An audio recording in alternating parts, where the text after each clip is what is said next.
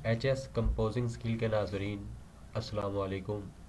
आज की इस वीडियो में हम जानेंगे कि MS वर्ड की फ़ाइल में एंड नोट हवाला लगाने का तरीक़ाकार क्या है। तो चलिए शुरू करते हैं आज की इस वीडियो को।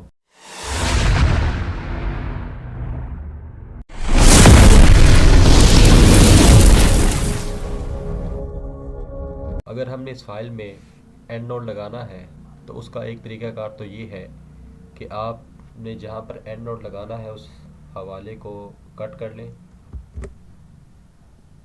अब इसके बाद रेफरेंस ऑप्शन को ऑन किया तो इंसर्ट एंड नोट का ऑप्शन यहाँ पर क्लिक करेंगे तो ये फाइल के एंड पे ये हमारा रेफरेंस आ गया। यहाँ पे हवाले को पेस्ट कर दें। तो एक तो तरीका ये है। अब दूसरा तरीकाकार ये है कि आप इसके लिए शॉर्ट की इस्तेमाल कर सकते हैं। वो किस तरह के, यहाँ पर अगर आपने एंड नोट का हवाला देना है तो उसके लिए शॉर्ट की कंट्रोल आल्ट डी को दबाएं तो ये एंड नोट लग जाएगा। तो ये हमने शॉर्ट की का इस्तेमाल किया तो ये एंड नोट का हवाला लग गया।